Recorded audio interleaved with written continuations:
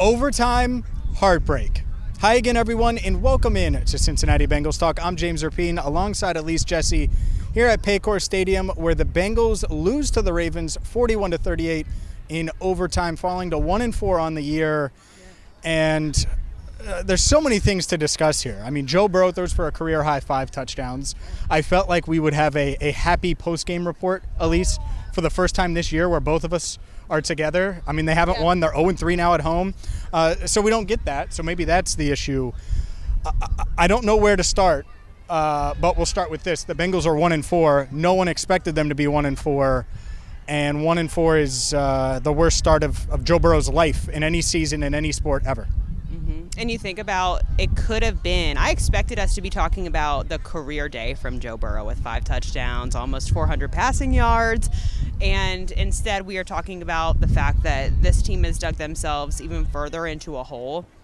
And when you really think about their 4 losses, I was looking at their 4 losses after the game. Those 4 losses are by a total of 15 points. They are having so much trouble closing out these games, and it's burning them. And you can tell that they're all sick over it. Chase Brown said he's absolutely sick, and most of these guys are just besides themselves. Even Andre Yoshivas said that he had to sit down for the first time and try to compartmentalize what was going through his brain after this loss. Yeah, they should have won. Yeah. That's what this comes down to. They should have won. They shouldn't have had the errors that they had when they're up 38-28. And they're up 38-28 in the fourth quarter. The offense has scored 4 straight touchdowns. They're rolling. Yeah. And then you have the interception. We can get to that in a second and what Ja'Marr Chase said. By the way, Ja'Marr Chase reacted right here on CBT, so check that out. But Ja'Marr Chase and Joe Burrow, the interception. The Ravens go tie it. The Bengals have a shot. Then they give up a sack. So now they're behind the chains. T. Higgins can't hold on to a pass. 3rd and 17. Well, now you got to run it. Force overtime, go into overtime. And then the Ravens, they do what you needed them to do. They give you the ball back. Yes. You have the shot, and this is the story that a lot of people are going to have. And we haven't talked about this, so I'm curious. They ran the ball 3 straight times there. Everyone's talking about it. Your thoughts?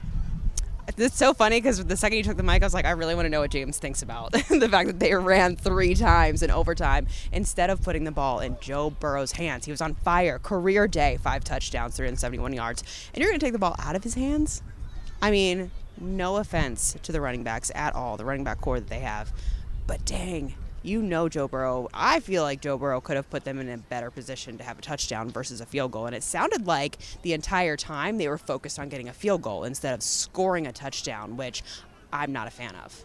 Yeah, it's a double-edged sword. I just said 3rd and 17. How did they get into that 3rd and 17 their previous drive? It was because they got sacked on first down. Yeah. But to your point, you say, all right, Joe, game on the line. We're in field goal range.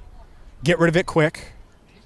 And, yeah, I want Joe throwing a pass in that situation. Shocker. Those that watch this channel know I want Ja'Marr Chase, T. Higgins to be featured and to get the ball early, often. And, yeah, there was one play Joe checked out of it because it was a bad passing play against that look, so they ran it. He can do that on any play. Clock wasn't a factor there, though. So it's not like, all right, we need to sit on the ball for 3 plays. And so there's a lot that goes into it. But to your point, and let's just say Joe Burrow throws it and ends up getting sacked on 2nd down. Well, I wouldn't have been like, oh, well, they shouldn't have thrown it there.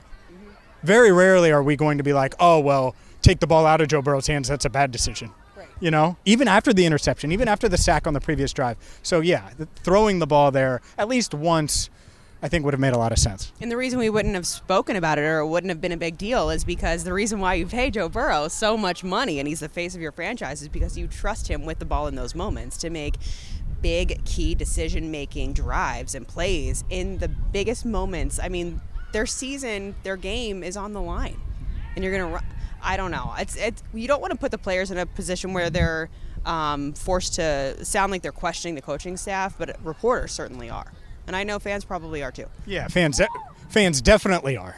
Yeah. And in a game on the flip side, where he is that good, Lamar Jackson is that good, is that dude, is the reigning MVP, and you can't stop him, it's like, all right, you get another shot.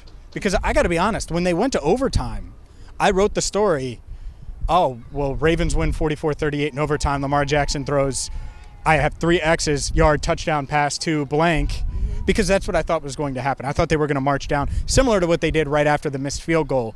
And let's talk about that now, because it's a missed field goal, but it's something that if you watch this channel, I talked about it throughout the Brad Robbins, Ryan Rico competition.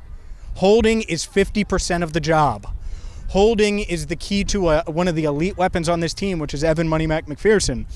And Ryan Rico, up to this point, hasn't had any issues holding.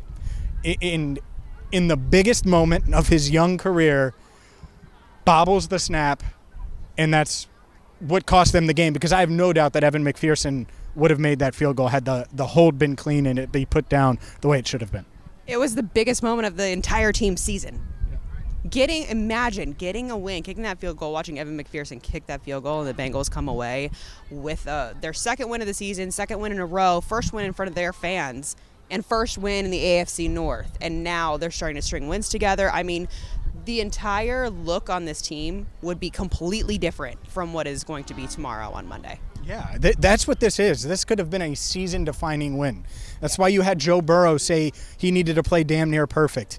And he was damn near perfect. By the way, the interception, let's get to that now. There's so many things that we have to get to here. The interception, Jamar Chase said, I ran a crappy, but he used another word, route.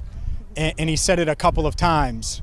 And who am I to blame him or say he's wrong? We asked Joe Burrow about it. You can watch these videos, by the way, right here on Cincinnati Bengals Talk. And Joe said, basically like, yeah, I wouldn't have done anything different. And then he was asked about Jamar and what Jamar said, and he was like, oh, well, Marlon made a great play. So credited Marlon Humphrey. Jamar said that too, credited Marlon. But if he runs a better route, then maybe that doesn't happen. Those are the things. It's been a theme throughout the year. Ryan Rico today, the route by Jamar, Dejon Anthony on 4th and 16. Like, you have so many little things. Can't stop Jaden Daniels, who's the best quarterback in the world. Washington fans can't get mad at that. No, not at all. But I know that they're not trying to blame each other or put blame on anybody. Joe Burrow certainly not. It felt like Jamar Chase took accountability for that. Yeah, for sure. But that play was soul crushing, and it's because you know that this defense for this team has just been inconsistent, and you don't know whether or not you don't have full confidence that they're going to be able to get a stop. And so when you see 3 minutes to go and the Bengals have the ball and they have a chance to add another touchdown and really ice the game at that point, like seal it closed, you see an interception, you see that the ball is taken out of Joe Burrow's hands, and he no longer has the control over this game. And I think that put a lot of Bengals fans at unease, because I saw a lot of people standing, and I saw a lot of Bengals fans, saw a lot of you biting your nails in the stands tonight, and I understand why. Yeah, and the thing is, the defense did get stops. They hold the Ravens to a field goal. Yep. Then they force, and really it was Lamar Jackson bobbling the snap, but they take advantage of a Lamar bobbled snap, and they recover it.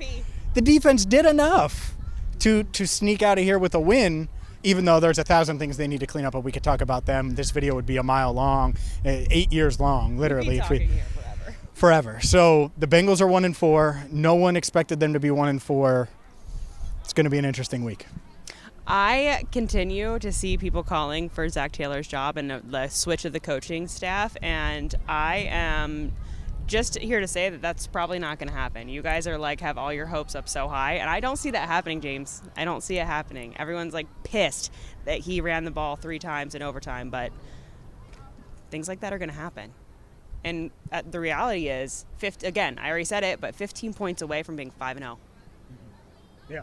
It's been close. They've been nail biters, as Elise said, and yet they're 1-4. They have a chance to get to 2-4 next week. We're going to have you covered all week long, but before that, make sure you check out Joe Burrow, Jamar Chase, Zac Taylor, what Zac Taylor said about running the ball 3 straight times, plus a bunch of other players reacted in the locker room to this loss.